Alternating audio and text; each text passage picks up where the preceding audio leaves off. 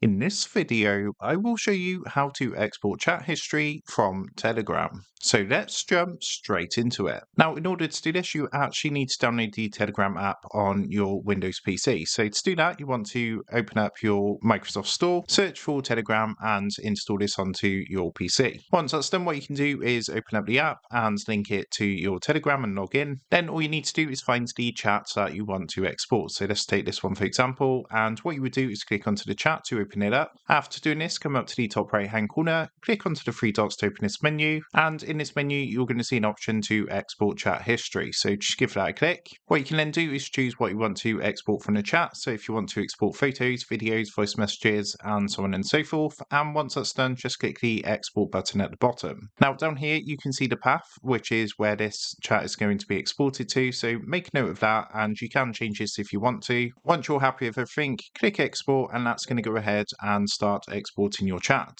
At this point, as you can see, it says for security reasons, you will be able to begin downloading your data in 24 hours. We've notified all your devices about the export request to make sure it's authorized and give you time to react if it's not.